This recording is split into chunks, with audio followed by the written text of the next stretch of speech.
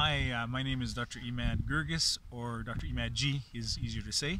I did a Bachelor's of Arts in Psychology before medical school, and then did medical school degree, MD, at McMaster University, following which I did family medicine and I did a year of clinical research. And then I went on to Ottawa University to study general surgery. Over the last 2 years, I've had the opportunity to really reflect deeply on the pandemic and the response to the pandemic. And I've been able to use the skill set that I've learned through my education with respect to clinical research in terms of analyzing critically information in medical sciences and coming up with a solid, credible solution. And I have to say right off the bat that the pandemic has been very difficult. It's been very difficult on everyone, both from the perspective of the government trying to come up with policies to deal with viral threats, as well as from the recipients, the public, the general public, the healthy public, being basically recipients of the policies. And one thing that's really important in analyzing any kind of information decision making in medical science is to weigh the benefits and the risks.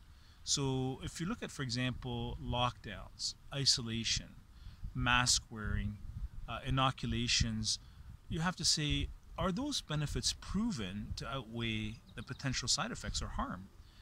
Because Hippocrates in 5th century BC said very clearly, do no harm as part of the ethics of medicine, and always weigh the benefit of your treatment against the potential harm, because things can do harm.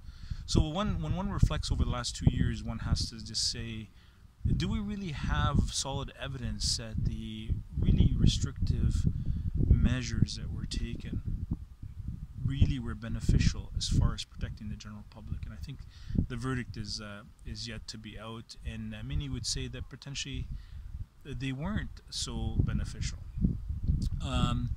So I think it's a very difficult situation. Certainly public health authorities have undergone a tremendous amount of criticism, and the general public has been increasingly frustrated with what's been happening as far as the invasion of their livelihood, invasion of church and religious gatherings, and then the controversy with respect to the mandates, whether one can mandate a particular solution to a medical challenge.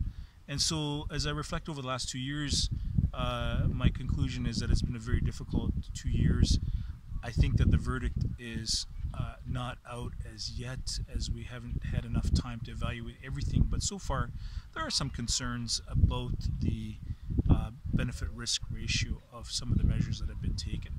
And so I think it's cause for a lot of reflection on both sides, in terms of the public health side as well as academics in medicine. And certainly there's been different viewpoints, and many credible academics worldwide have had some concerns about the measures and their effect on the general public.